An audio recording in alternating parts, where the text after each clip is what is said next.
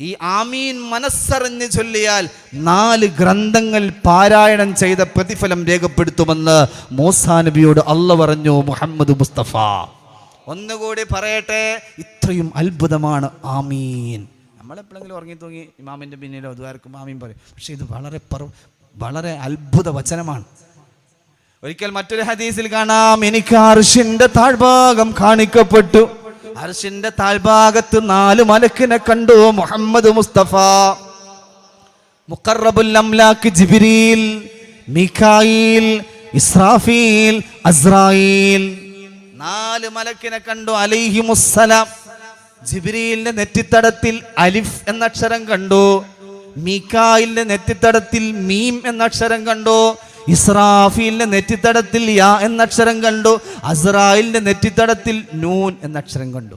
ഞാൻ അത്ഭുതത്തോട് ചോദിച്ചു, ഒമാ ഹദിഹി യാ ജിബ്രീൽ, ഓരോ മലക്കിന്റെ നെറ്റിത്തടത്തിൽ 4 അക്ഷരം രേഖപ്പെടുത്തിയതായിട്ട് കണ്ടുവല്ലോ. അപ്പൊ പറഞ്ഞു, കലിമത്തു ആമീൻ നബി, അത് ആമീൻ എന്ന വചനത്തിന്റെ 4 അക്ഷരമാണ്. ഫമൻ ഖാലഹാ മുഖ്ലിസ, അങ്ങയുടെ സമുദായത്തിൽപ്പെട്ട ഒരാൾ നിഷ്കളങ്കമായ ഹൃദയത്തോടെ ആമീൻ പറഞ്ഞാൽ വാനലോകത്ത് അർശിന്റെ ചുവട്ടിൽ 4 മലക്കുകൾ യസ്ജുദൂന ലില്ലാഹ്. നമ്മൾ മനസ്സറിഞ്ഞൊരു ആമീൻ പറയുമ്പോൾ 4 മലക്കുകൾ യസ്ജുദൂന ലില്ലാഹ്, അല്ലാഹുവിന് വേണ്ടി നമ്മുടെ ആമീൻ സ്വീകരിക്കാൻ സുജൂദ് ചെയ്യും.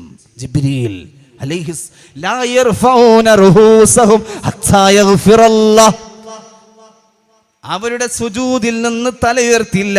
ആരാണോ ആമീൻ പറഞ്ഞത്, ആമീൻ അല്ലാഹു സ്വീകരിക്കുന്നത് വരെ മാലാക്കമാർ അർശിന്റെ താഴ്ഭാഗത്തിൽ സുജൂദിലായി വീഴുമെന്ന് ജിബ്രീൽ എന്നോട് പറഞ്ഞു. മുഹമ്മദ് മുസ്തഫ, അല്ലാഹു തൗഫീഖ് തരട്ടെ.